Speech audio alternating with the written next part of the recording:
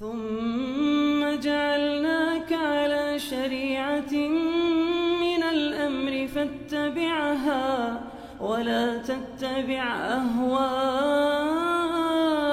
الذين لا يعلمون.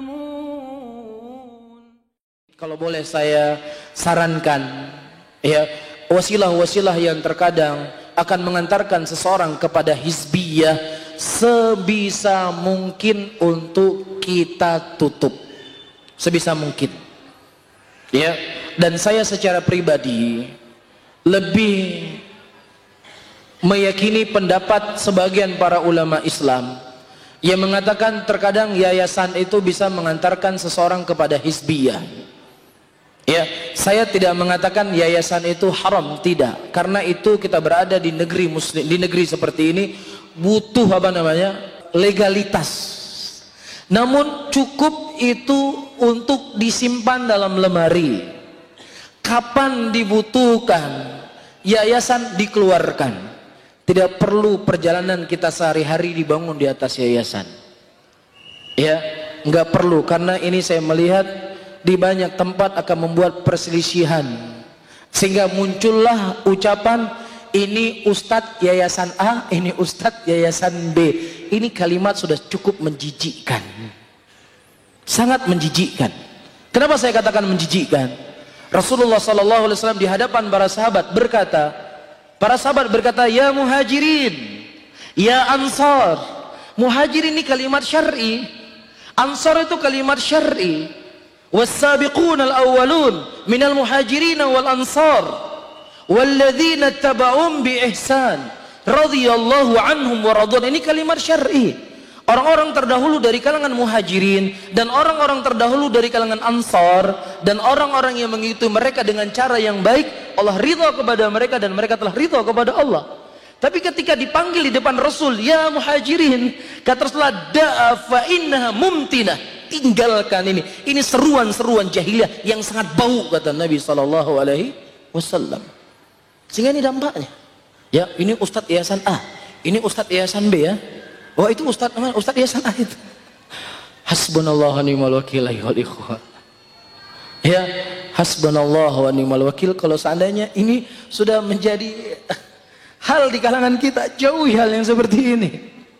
Kita tidak diikat dengan yayasan A, yayasan B. Saya nggak mengatakan langsung orang hizbi, tapi di jalan menuju kepada hizbiyah yang kita khawatirkan di situ nanti akan bangun al-wala wal bara di atas yayasan. Nih lihat yayasan kami lebih hebat, aturannya lebih mantap. Ketika buat daurah juga lebih keren, lebih begini, lebih begitu.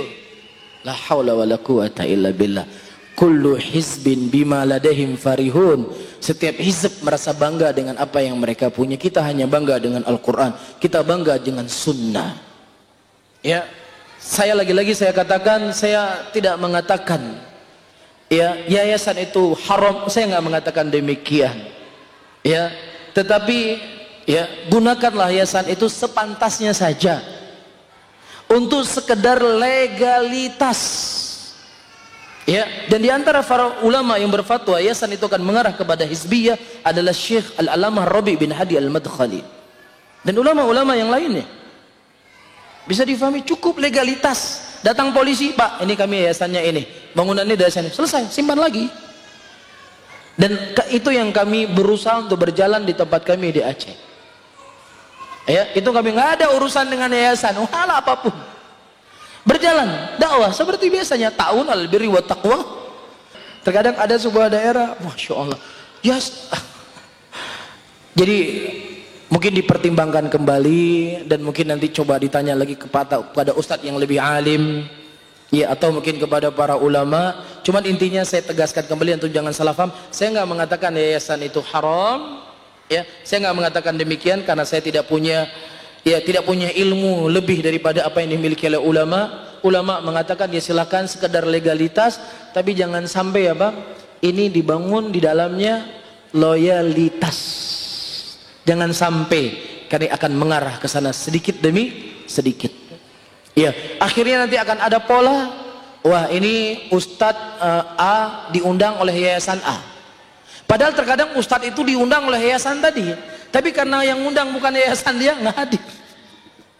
Itu sudah terjadi di kalangan salafiyin, di kalangan al-sunnah sudah terjadi.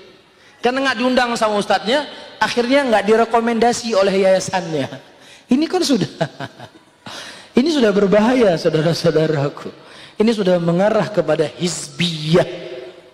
Ini sudah berarah kepada kelompok-kelompok. Apa saja yang mengarah kepada hizbiyah ditutup rapat-rapat. Jangan sampai ini menjerumuskan kita ke dalam hizbiyah. Hizbiyah itu sesuatu yang menjijikkan. Ahlus sunnah tidak terikat dengan apapun. Loyalitas mereka Al-Quran dan sunnah Rasulullah SAW. Tidak ada di dalam ahlus sunnah berloyalitas kepada seorang syekh, kepada seorang ustadz, kemudian dia bangun loyalitasnya. Tidak dikenal oleh ahlus sunnah. Justru ini merupakan dari jalannya ahlul bidah, jalannya ahlul ahwa. Ini jalannya dari kalangan ahlul batil. Coba antum melihat ahlul batil. Setiap ahlul batil ada selalu tokoh yang dikultuskan, yang mereka membangun loyalitasnya di situ. Mulai dari Syiah Rafidhah, mereka punya imam 12. Ya, di situ mereka membangun loyalitas. Wa ila imam 12 tersebut ternyata padahal melepas diri dari mereka. Ikhwal muslimin punya tokoh yang dikultuskan. Di situ mereka membangun loyalitasnya. Jamaatut Tabligh punya tokoh yang dikultuskan. Di situ mereka membangun loyalitasnya. Hizbut Tahrir punya tokoh yang dikultuskan. Di tokoh itu mereka membangun loyalitas mereka.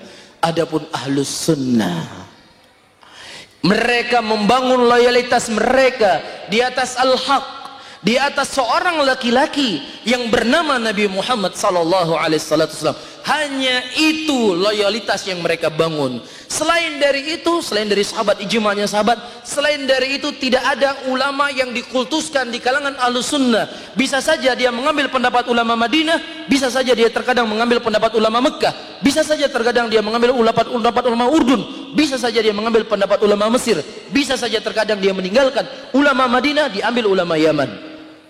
Mana yang lebih mendekati dalil, itu yang diambil. Tidak dikenal dalam ahlus sunnah pengkultusan kepada siapapun kecuali hanya kepada Rasulullah sallallahu alaihi wasallam. Ini yang pegang kuat-kuat.